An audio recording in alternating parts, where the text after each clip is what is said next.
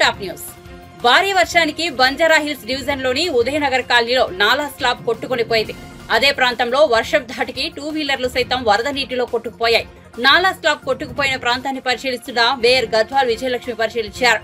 ప్రత్యామ్నాయ ఏర్పాట్లపై GHMC engineering అధికారులను ఆమె ఆదేశించారు.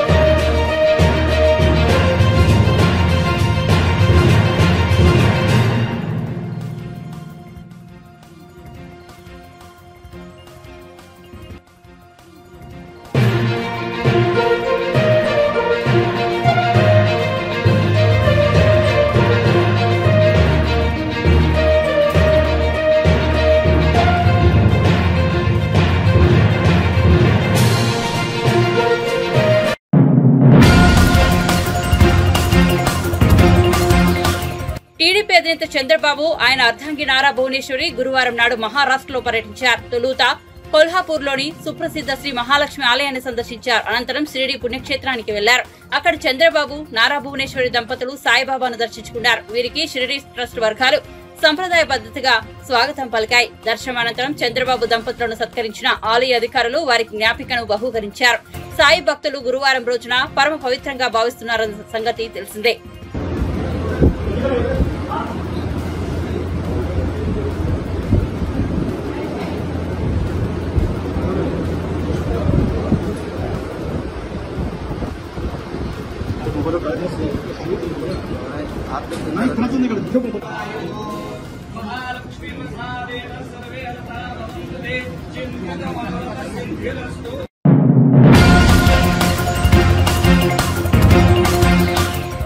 ఏపీలో జరిగిన సార్వత్రిక ఎన్నికల పోలింగ్ పై జనసేన పార్టీ అధినేత పవన్ కళ్యాణ్ స్పందించారు. ప్రియమైన ఆంధ్రప్రదేశ్ రాష్ట్ర ప్రజలకు నమస్కారం అంటూ ఓ ప్రకటన విడుదల చేశారు. ఈ నెల 13న జరిగిన ఆంధ్రప్రదేశ్ రాష్ట్ర అసెంబ్లీ ఎన్నికల్లో మీరు చూపించిన ప్రేమకు హృదయపూర్వక కృతజ్ఞతలు. సుస్థిర ప్రభుత్వం, సంక్షేమం, అభివృద్ధి, శాంతి భద్రతల పరిరక్షణ కోసం ఈ ఎన్నికల్లో ప్రజలు పెద్ద ఎత్తున భాగస్వామ్యం అయినందుకు అభినందనలు అంటూ తెలిపారు.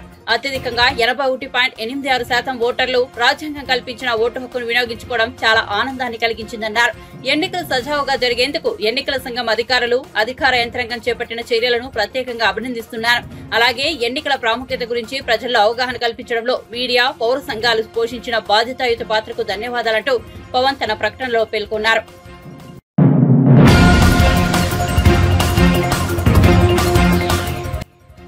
ఏపీలో ఇటీవల తీవ్ర చర్చనీయాంశంగా మారిన ల్యాండ్ టైటిలింగ్ యాక్ట్ పై సిబిఐ మాజీ జేడీ, జై భారత్ నేషనల్ పార్టీ అధ్యక్షుడు వివి లక్ష్మీనారాయణ స్పందించారు. ఆయన అనకాపల్లిలో న్యాయవాదులతో సమావేశమయ్యారు. ఈ సందర్భంగా లక్ష్మీనారాయణ మాట్లాడుతూ ప్రభుత్వ చట్టాలు ప్రజలను భయభ్రాంతులకు గురి చేసేలా ఉండకూడదని అభిప్రాయపడ్డారు. ల్యాండ్ టైటిలింగ్ యాక్ట్ ప్రజలను భయాందోళనకు గురి చేసేలా ఉందని అన్నారు. ఈ చట్టం అమల్లోకి వస్తే భూ సమస్యలు మరింత పెరుగుతాయని లక్ష్మీనారాయణ స్పష్టం చేశారు. ప్రస్తుతమున్న ల్యాండ్ టైటిలింగ్ యాక్ట్ లో ఏమైందంటే ఇంతకు ముందు ఉన్న న్యాయపరంగా ఉన్న భూమికను టోటల్ గా పక్కన పెట్టి మీకు ఏవైనా ల్యాండ్ డిస్ప్యూట్స్ వస్తే నేరుగా మీరు హైకోర్టుకు వెళ్లాలని తెలియజేయడం అన్నది ప్రజల్లో భయాందోళన కలుగజేసే విషయం. ఈ విధంగా మా భూములు మా దగ్గర ఉంటాయా, లేకుంటే మా భూములను ఎవరైనా కబ్జాలు చేస్తారా, ఈ కబ్జా చేసే ప్రక్రియలో ఈ ల్యాండ్ టైటిలింగ్ యాక్ట్ ఏదైనా వాళ్లకు ఉపయోగపడుతుందా అన్న భీతి కూడా ఉంది. ఎందుకంటే ఎప్పుడైతే జ్యుడిషియరీ ఉంది అంటే కొంత కాన్ఫిడెన్స్ వస్తుంది. ఎప్పుడైతే జ్యుడిషియల్ రోల్ పక్కన పెట్టామో ప్రజలు అయోమయ స్థితిలో పడి ఏ విధంగా ఈ భూమిని ఎవరు ఆక్రమించుకుంటున్నారో అన్న భయంతో ఉండడం వల్ల దీనిలో మార్పులు తీసుకురావాల్సిన అవసరం చాలా ఉంది.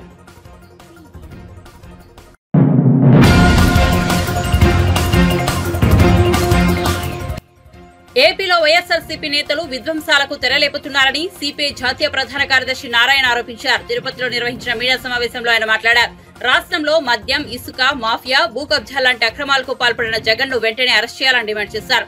జగన్ అవినీతిపై మాట్లాడిన ప్రధానమంత్రి నరేంద్ర మోదీ జగన్ ను వెంటనే అరెస్టు చేయించాలన్నారు. బటన్ నొక్కి చివరకు జగన్ అధికారం కోల్పోతున్నారని ఎద్దేవా చేశారు. సంక్షేమం పేరుతో రాష్ట్రాన్ని అంధకారంలోకి నెట్టిన వ్యక్తి జగన్ ని విమర్శించారు. పోలింగ్ కు ముందు జగన్ ఇంటర్వ్యూ చూసినప్పుడు ఆయనలో ఓటమి భయం స్పష్టంగా కనిపించిందన్నారు. పోలింగ్ తర్వాత సజ్జల రామకృష్ణారెడ్డి మీడియా సమావేశంలో కూడా అధికారం కోల్పోతున్నామన్న ఆవేదన కనిపించిందన్నారు. ఎంత దిచ్చారంటే Jaganmohan Reddy corruption non development prime చెప్పింది. తర్వాత ల్యాండ్ మాఫియా, ఇసుక శాండ్ మాఫియా, లిక్కర్ మాఫియా. నేను చెప్పిందంటే ప్రైమ్ మినిస్టర్గా ఉన్నాడు ఒక మాట చెప్తే, ఇప్పుడు ఒకసారి మర్రి చంద్రారెడ్డి ఏమన్నాడంటే పబ్లిక్ మీడియా ఏమైనా ఇస్తే ఇక్కడ బోర్ తవ్వాలంటే అదే జీవో, నేను జీవో ఇయ్యక్కలా మీకు, నేను ఏదో ఉపన్యాసిస్తే అదే జీవో రాసుకోను అన్నాడు. ఇప్పుడు జగన్మోహన్ రెడ్డి పైన అంత అవినీతి గురించి చెప్పినవాడు ప్రైమ్ మినిస్టర్గా వెంటనే అరెస్ట్ చేయాలి కదా. మన ప్రైమ్ మినిస్టర్ మాట్లాడిన ప్రతిపక్ష పార్టీ మేము ఆరోపిస్తాం, కానీ ప్రైమ్ మినిస్టర్గా ఉన్నవాడు నీ చేత అన్ని హంగంలో ఉన్నాక అంత అవినీతి పని చెప్పినాక ఎందుకు అరెస్ట్ చేయలేదు? ఇదంతా నాటకాలే. పాజిటివ్ కూడా ఉంటే, సానుకూలమైన వాతావరణం ఉంటే, పాజిటివ్ హ్యాబిట్ ఉంటే గెలిచేవాడు ఇప్పుడు కూడా వల్ల. ఎందుకంటే అమరావతి సెల్ఫ్ సఫిషియెంట్ ఇది, దానికి డబ్బులు బయట తీసి పెట్టక్కల్లా, కానీ దానికి క్యాపిటల్ కట్టుకోవడానికి ఉపయోగపడేటువంటి పద్ధతి ఏర్పాటు చేశాడు. అది ముందుకు తీసుకెళ్ళి ఇప్పటికి క్యాపిటల్ కట్టేసేవాడు. పోలవరం ముందుకు తీసుకెళ్ళి పోలవరం అయిపోయింది. ఇది ప్రత్యేక సంపాదించుంటే ఇంకా గట్టిగుండేవాడు. కడప స్టీల్ ప్లాంట్ పెట్టుంటే రాయలసీమ అంతా ప్రమాణంగా వచ్చిండేది. అట్లా ఉన్న ప్రకటిత విధానాలని సానుకూలంగా ముందుకు తీసుకెళ్ళి ఉంటే నీళ్లు ఉన్నాయి కంటే లేదు నేను బావి తొవ్వి నీళ్ళు చూసుకోవాలని చెప్పేసి మూర్ఖత్వంతో కేవలం నెగిటివ్ యాంగిల్ వల్లనే జగన్మోహన్ ఓడిపోయాడు తప్ప అతను పాజిటివ్ నుండి మాత్రం గ్యారెంటీ గెలిచేవాడు నాకు ఇప్పుడు నమ్మకం ఉంది. అయ్యా అవినీతి అహంభావం రెండు పనికిరాని నేను తొత్తు ఒక సీనియర్ మోస్ట్ ఆఫీసర్ చెప్తున్నాడు, నా సర్వీసులో ఇన్ని రకాల అవినీతి చేయొచ్చు అనేది దానికి తెలియదంటే బాకన్నాడు.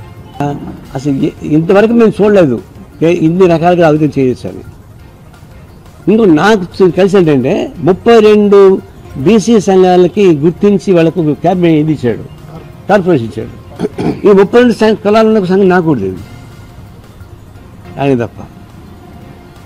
అంత తెలితే అంటున్నాడు, మొత్తం అడ్డం కొట్టించుకున్నాడు.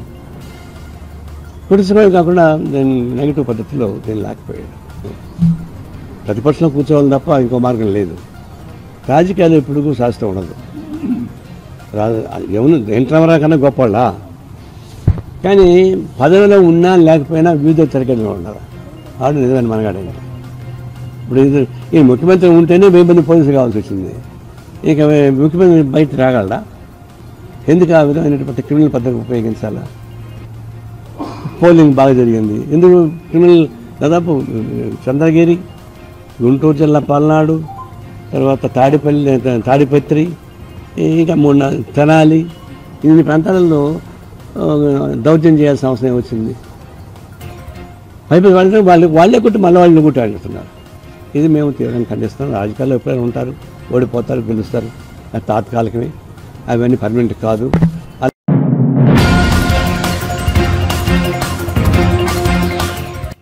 ఎన్నికల వేళ అనంతరం పల్నాడు జిల్లాలో జరిగిన ఘటనలపై జిల్లా ఎస్పీ బిందు మాధవ్ మీడియా సమావేశం నిర్వహించారు. మాచవరం మండలం పిన్నెల్లిలో బాంబులు దొరికాయని వెల్లడించారు. పిన్నెల్లి గ్రామంలో గొడవల నేపథ్యంలో పోలీసులు విస్తృతంగా తనిఖీలు చేపట్టారని తెలిపారు. కొందరు ఇళ్లలో పెట్రోల్ బాంబులు గుర్తించామని చెప్పారు. పెట్రోల్ బాంబుల ఘటనలో 5గురిని అదుపులోకి తీసుకున్నామని ఎస్పీ వెల్లడించారు. బాంబులు ఎవరు తయారు చేస్తున్నారో విచారణ జరుపుతున్నామని తెలిపారు. జిల్లాలో తనిఖీలు కొనసాగిస్తామని స్పష్టం చేశారు. కాగా పల్నాడు జిల్లా సత్తెనపల్లి నియోజకవర్గంలో బాంబుల కలకలం రేపింది. ముప్పాళ్ల మండలం మాదలలో పోలీసులు వైసీపీ నేత సైదా ఇంట్లో 29 పెట్రోల్ బాంబులను గుర్తించారు. అటు కారంపూడి దాడుల ఘటనలో పోలీసులు పలువురిని అరెస్ట్ చేశారు. వైసీపీకి చెందిన 12 మందిని, టీడీపీకి చెందిన 8 మందిని అదుపులోకి తీసుకున్నారు.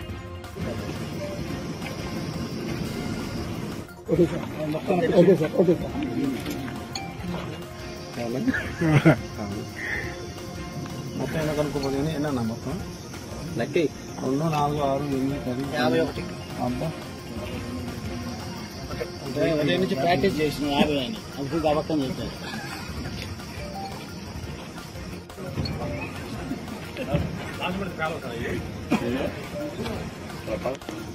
ఈరోజు ఉదయం మాచవరం మండలంలోని పిన్నెల్లి గ్రామంలో అక్కడ కొంచెం టెన్స్ పరిస్థితులు ఉన్నాయి, అక్కడ ఏదైనా వెరిఫై చేస్తే బాగుంటుందని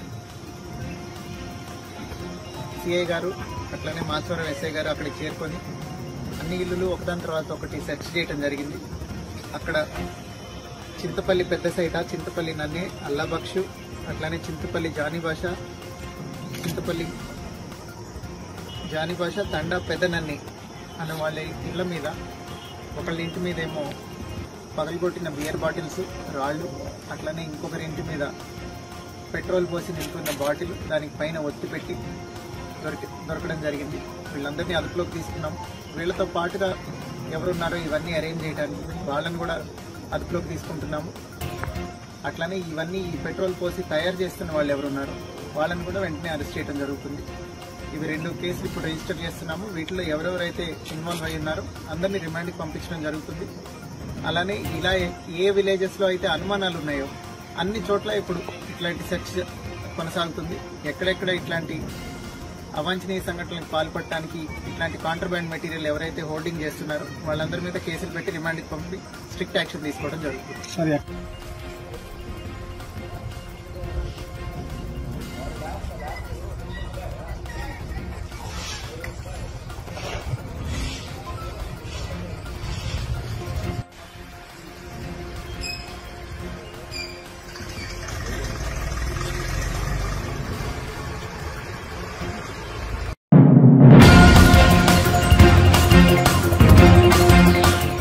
కమిన్స్ నాయకత్వంలోని సన్ రైజర్స్ హైదరాబాద్ జట్టు ఐపీఎల్ తాజా సీజన్ లో ప్లే ఆఫ్స్ కు అర్హత సాధించింది. గుజరాత్ టైటన్స్ తో హైదరాబాద్ లో మ్యాచ్ జరగాల్సి ఉండగా వర్షం కారణంగా ఈ మ్యాచ్ రద్దయింది. దాంతో ఇరు జట్లులకు చెరొక పాయింట్ కేటాయించారు. టోర్నీలో ఇప్పటిదాకా 14 మ్యాచ్లు ఆడిన సన్ రైజర్స్ ఖాతాలో మొత్తం 15 పాయింట్లున్నాయి. ఇప్పటికే Kolkata night riders, Rajasthan Royals play offs లో ప్రవేశించాయి. ఇప్పుడు సన్ రైజర్స్ ప్లే ఆఫ్స్ లో చేరిన 3వ జట్టయింది. Sunrisers playoffs berth ఖరారు చేసుకున్న నేపథ్యంలో అటు ఢిల్లీ క్యాపిటల్స్ జట్టు టోర్నీ నుంచి అధికారికంగా నిష్క్రమించింది. ఇక 4వ బెర్త్ కోసం Chennai super Kings, royal Challengers Bengaluru మధ్య ఆసక్తికర పోరు నెలకొంది. ఆర్బీఐ సిఎస్కే మ్యాచ్ ఎల్లుండి మే 18న బెంగళూరులో జరగనుంది. వరుస విజయాలతో ఊపందుకున్న బెంగళూరును నిలువరించేందుకు చెన్నై ఏం చేస్తుందనేది ఆసక్తి కలిగించే అంశం. ఈ మ్యాచ్ లో తొలుత బ్యాటింగ్ చేసిన జట్టు 200 పరుగులు చేసే లక్ష్య సాధనకు 18.1 ఓవర్లలో పూర్తి చేసిన జట్టు రన్ రేట్ పరంగా 4వ బెర్త్ను ఖాయం చేసుకుంటుంది.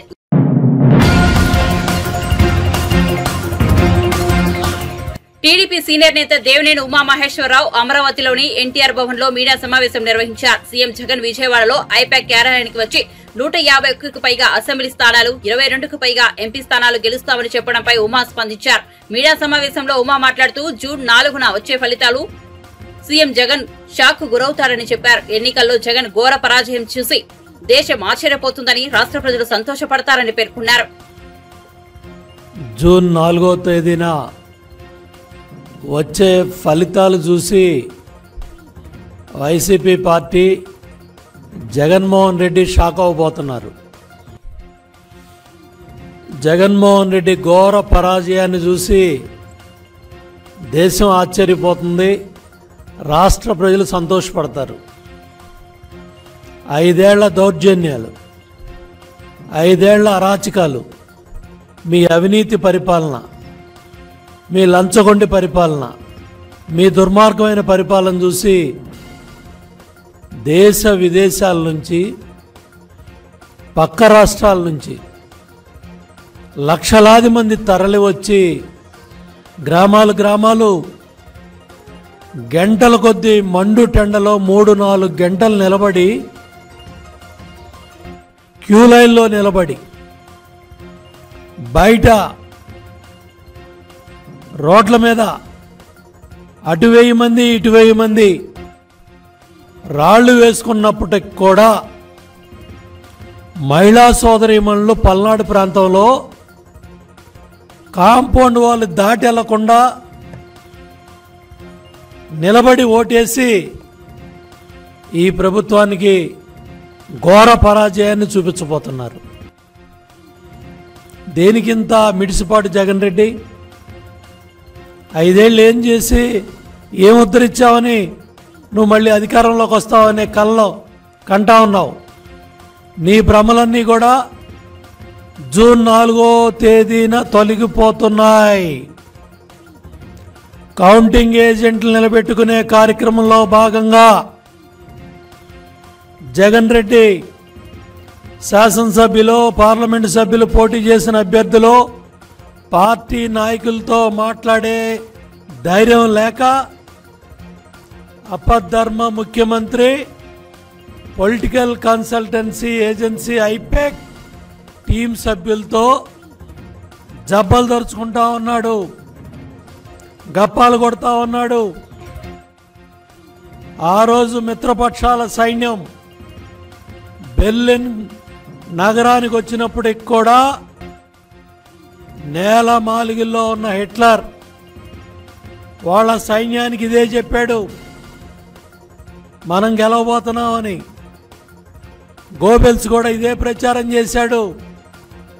హిట్లర్ లేనప్పుడు కూడా మనం గెలవబోతున్నామని గోబెల్స్ కూడా ఇదే ప్రచారం చేశాడు సజ్జల. అట్లాగే ఏం ఉద్ధరించావని నీకు ఎంపీ సీట్లు వస్తాయి. ఇవాళ వైనాట్ పులివెందుల అని ప్రజలు అడుగుతున్నారు. కడప జిల్లాలో కడప ఎంపీ కూడా గెలవబోతున్నాం అనే సమాచారాలు బయటకు వస్తూ ఉన్నాయి. ఇటువంటి పరిస్థితుల్లో ఈరోజు 3 రోజుల తర్వాత బయటకు వచ్చి ఇటు సోషల్ మీడియా కానీ మీడియా కానీ దేశం అంతా రాష్ట్రం అంతా ఘోషిస్తూ ఉంటే తట్టుకోలేక ఈరోజు నీ బెంచ్ కంపెనీలో నువ్వు పెంచి పోషించిన ఈ సైన్యం, ఈ ఐపాక్ ముఠా వాలంటీర్ వ్యవస్థను అడ్డం పెట్టుకొని ప్రజల వ్యక్తిగత సమాచారాన్ని, వ్యక్తిగత డేటాని ఇవంతా కూడా చోరీ చేసిన ముఠా ఐపాక్ రుషిపా సింగ్ ముఠా. వీళ్ళు చేసిన దోపిడీ, వీళ్ళు చేసిన డేటా చోరీ ఇవన్నీ కూడా రాబోయే ప్రభుత్వం ఎన్డీఏ కూటమి చంద్రబాబు గారి నాయకత్వంలో ఎన్డీఏ ప్రభుత్వం ఏర్పడుతుంది. ఈ ఐపాక్ టీం, ఈ డేటా చోరీ రాష్ట్ర ప్రజల వ్యక్తిగత సమాచారం, వ్యక్తిగత భద్రతా సమాచారం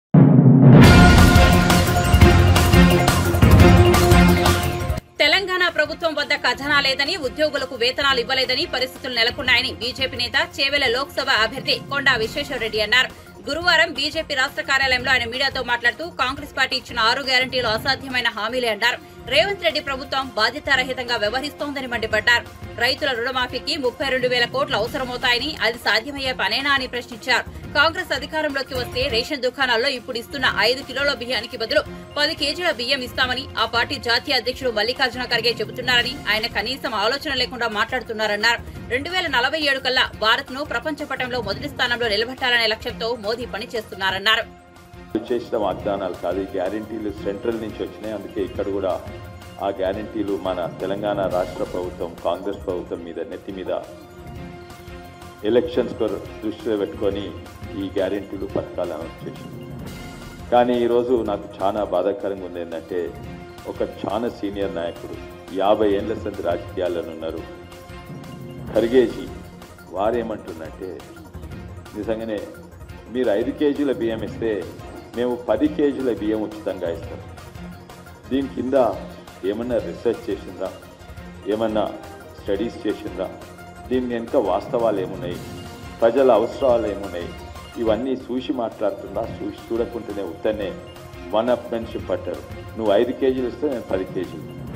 వాస్తవంగా ఖర్గేజీ గారికి బేసిక్ నాలెడ్జ్ లేదని అనుకుంటున్నా, లేకుంటే ఉన్నా కూడా ప్రజలను తప్పుదారి పట్టిస్తేందుకు. ఎందుకంటే వాళ్ళు 5 కేజీల బియ్యం ఎవరికి ఇస్తారు, ఎవరు తింటున్నారు తెలుసా? ఆయన ఇంత సీనియర్ నాయకుడు. ఒక వైట్ కార్డు ఉంటే ఆ వైట్ కార్డులో తల్లిదండ్రులు ఉంటే, పెద్ద మనుషులు ఇద్దరు ముసలోళ్ళు తల్లిదండ్రులు ఉంటే వాళ్ళ కొడుకులు మన్మన్లు ఓ సంటి పిల్లగాంది కూడా 5 కేజీల బియ్యం వస్తుంది.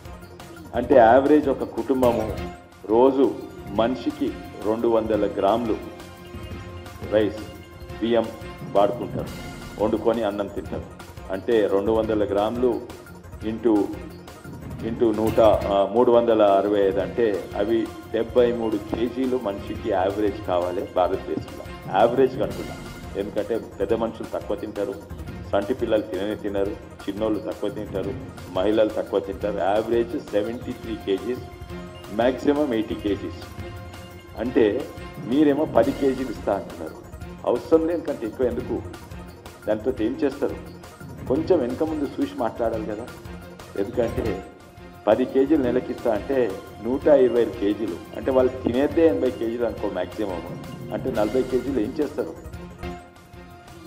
ఎడ్లకేస్తారా, బర్రెలకేస్తారా, కోడి దానకేస్తారా, లేకుంటే దాంతో ఆల్కహాల్ తయారు చేస్తారా?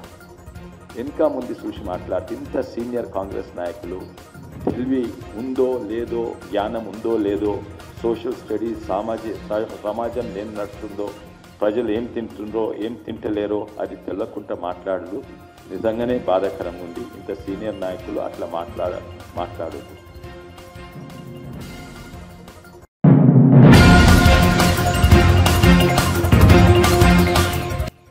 వైఎస్ జగన్మోహన్ రెడ్డి మళ్లీ ముఖ్యమంత్రి అవుతారని మంత్రి బొత్స సత్యనారాయణ జోస్యం చెప్పారు. ఏపీలో వైసీపీ జెండా ఎగరవేయడం ఖాయమని ధీమా వ్యక్తం చేశారు. ఎన్నికల ఫలితాల్లో వైఎస్సార్ కాంగ్రెస్ పార్టీకి క్లీన్ మెజార్టీ వస్తుందన్నారు. విశాఖలో సీఎం జగన్మోహన్ రెడ్డి జూన్ 9న ప్రమాణ స్వీకారం చేస్తారని మంత్రి బొత్స స్పష్టం చేశారు. ఓటమి భయంతోనే తెలుగుదేశం నాయకులు దాడులు చేస్తున్నారన్నారు. రిజల్ట్స్ వచ్చే వరకు వైసీపీ నాయకులు, కార్యకర్తలు సంయమనం పాటించాలని సూచించారు. తాము అధికారంలోకి వచ్చినా ఇప్పుడు ఎగిరి పడుతున్న వాళ్లు తోకలు ముడుచుకుని సైలెంట్ అయిపోతారని బొత్స ఎద్దేవా చేశారు. నేను హైటెక్ సిటీ అంటే హైటెక్ సిటీ ఎవరికంటే మా తెలీదా? నేను 10 సంవత్సరాల మంత్రిని కదండి జాయింట్ దీంట్లో ఉమ్మడి రాష్ట్రంలో. చంద్రబాబు గవర్నర్కి ఒక ల్యాగ్ రాశారు. ఏమని? ఈ ఆఫీసు అప్గ్రేడ్ చేసే పేరుతోటి 5 రోజుల పాటు దాన్ని నిలిపేయబోతున్నారు. డాక్యుమెంట్స్ మొత్తాన్ని డిలీట్ చేసి కుట్ర దొరుకుతుంది. దీన్ని విడుదల చేసేలాగా ఆదేశాలు ఇవ్వాలంటూ కూడా ఆయన దేనికి ఈ ఆఫీసు ఏ డాక్యుమెంట్ డిలీట్ చేస్తారు? ఏం డాక్యుమెంట్ తప్పు డాక్యుమెంట్ ఉంటాయి? వ్యవస్థలో ఆయన ముఖ్యమంత్రి చేశాడు కదా, వ్యవస్థలో ఆయనకి ఐడియా లేదా? ఇది ఇలాంటివే మనం చూసాం. భూ చట్టం గురించి వచ్చి తప్పుడు రాత రాశారు. ఈనాడును, ఆంధ్రజ్యోతి, TV5 అని కొన్ని లేనట్టు 5 రోజులు నేను చెప్పాను. ఆ రోజు చెప్పాను ఏమని? 15 తర్వాత భూ చట్టం మీద వచ్చి ఈ టీవీలు కానీ ఈ పద్ధతి కానీ రాస్తే అప్పుడు కూర్చొని దాని గురించి ఎత్తితే అడగండి అని. ఇది ఎన్నికలు ఉన్నాయి కాబట్టి అలాగే ఇవాళ ఈ 4వ తారీఖు వరకు వెళ్ళి కరెంట్ ఏదో ఉపద్రవపోతుందని అది కూడా చెప్పాం.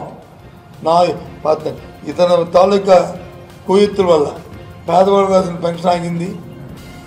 ఏదైతే బటన్ నొక్కి డైరెక్ట్ డీబీటీ ఏదైతే ఇచ్చామో విద్యార్థులకు ఇస్తున్న ఫీజు రియంబర్స్మెంట్ కానీ, లేదు ఆసరా ప్రోగ్రాం ఏదైతే మహిళలకు ఇస్తున్న ఆసరా ప్రోగ్రాం మిగిలిన 20% కానీ, లేదు రైతులకు ఇవ్వాల్సిన ఇన్పుట్ సబ్సిడీ కానీ, లేదు చేయొద్దు కానీ, లేకపోతే బీసీ నేస్తం కానీ, ఇవన్నీ కూడా 14 ఎన్నికలు అయిపోతే 16 నుంచి అవన్నీ అవుతాయని ఆ రోజు చెప్పాం. దుర్మార్గం ఆలోచనలు లాగేయండి. ఇవాళ 16వ తారీఖు ఇవాళ నుంచి ఇవన్నింటిలో ఇప్పుడే ఫీజు రియంబర్స్మెంట్ మొత్తం 700 కోట్లు బకాయి ఉంటే 600 కోట్లు ఇవాళ జమ అయిపోయినాయి. 28% ఉన్న అది ఇది ఆసరా పక్కము 100% ఇవాళ ఇంకా 100 కోట్లు మాత్రమే వేయాలి. 18 కోట్లు జమ అయిపోయింది. అందులో మా అక్క చెల్లెమ్మల అకౌంట్లోకి వెళ్ళిపోయినాయి.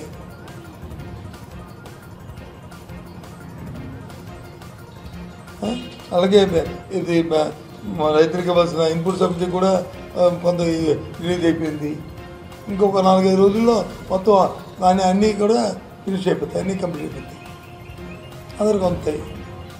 ఇది గవర్నమెంట్ తాలూకు కేడుపడి. ఇది ఇదే చంద్రబాబు అయితే ఎన్నికలు అయిపోయాయి కదా, ఆ లోటు వేస్తే కదా ఇంకెందుకు వాళ్ళకి ఇవ్వాలి అని చెప్పి ఆ డబ్బు తీసుకెళ్ళి ఇంకొకటికి ఇచ్చేసుకుంటాడు. ఆ తాపేదాలకి ఆ సామాజిక వర్గం కాంట్రాక్ట్కి వాళ్ళకి ఇచ్చు ఇవ్వలేదు ఇక్కడ మేము. అది చంద్రబాబు నాయుడికి జగన్మోహన్ రెడ్డి తేడా. మాట అంటే మాట.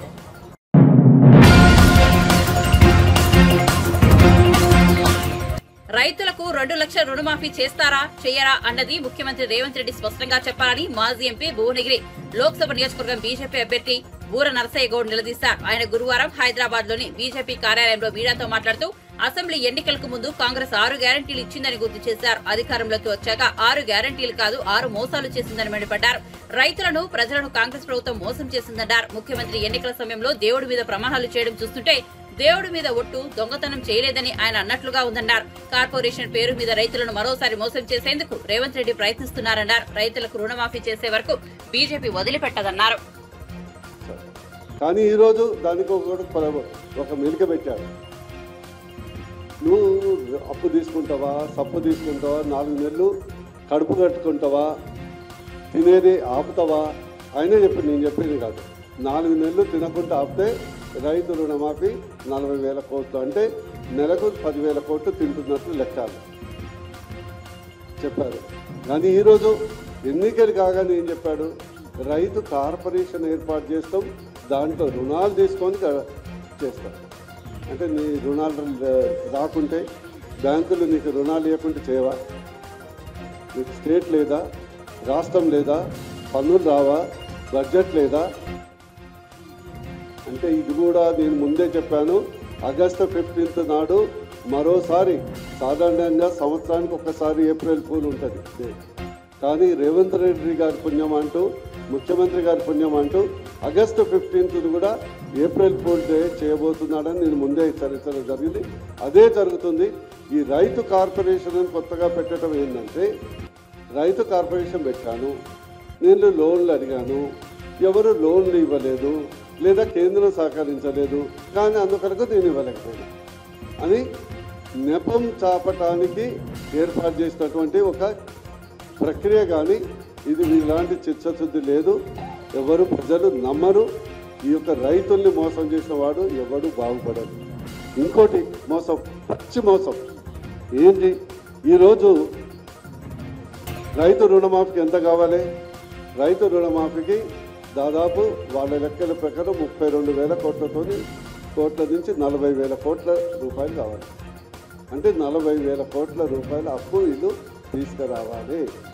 నువ్వు అప్పు చేస్తావా, నోరు కట్టుకుంటావా, కడుపు కట్టుకుంటావా, లేకుంటే డబుల్ ఆర్ ట్యాక్స్ బంద్ చేసుకుంటావా, అది రైతులకు సంబంధం లేదు. రైతులు కావాల్సింది రుణమాఫీ చేస్తావా లేదా. కానీ సాకులు వెతుకుతున్నాడు, మొదలు తెలివైనోడు కాబట్టి సాకులు వెతుకుతున్నాడు. ఇంకో అంశం, ఈరోజు యాసంగిలో దాదాపు 54 లక్షల ఎకరాల్లో వరి నాటు పడింది. యాసంగి పంటలో 54 లక్షల ఎకరాల్లో వరి పంట నాటారు. దాంట్లో దాదాపు 1.5 crores, అంటే 1,50,00,000 టన్నుల ధాన్యం ఉత్పత్తి అవుతుంది. ఇప్పుడు 1,50,00,000 టన్నులు అంటే 15 కోట్ల క్వింటల్ల వడ్లు ఈరోజు దిగుబడి ఈరోజు రాష్ట్రంలో వస్తుంది. అంటే 15 ఈయనిచ్చిన హామీ ప్రకారం ప్రతి క్వింటల్కు 500 రూపాయల బోనస్ ఇవ్వాలి. మనం ఇచ్చింది కాదు, అయితే అభయస్తం పత్రంలో మేనిఫెస్టోలోనే ఉన్నది 3వ 4వ లైన్. ప్రతి క్వింటల్కు మీరు ఖచ్చితంగా ఇచ్చిన హామీ ప్రకారం 500 రూపాయలు ప్రతి క్వింటల్కి ఇవ్వాలి. ఈరోజు 15 కోట్ల క్వింటల్ అంటే 7,500 కోట్ల రూపాయలు రైతులకు ఈరోజు బాకీ ఉన్నారు. ఇప్పుడు క్వింటల్ కాదు, కాంటా వేసే దిక్కు లేదు. నిన్న చూశారు మా భువనగిరిలో రైతులందరూ స్వచ్ఛందంగా రోడ్ల మీద ఎక్కారు. ఎందుకంటే 10 రోజుల నుంచి కొనే దిక్కు లేదు, కాంటా వేసే దిక్కు లేదు.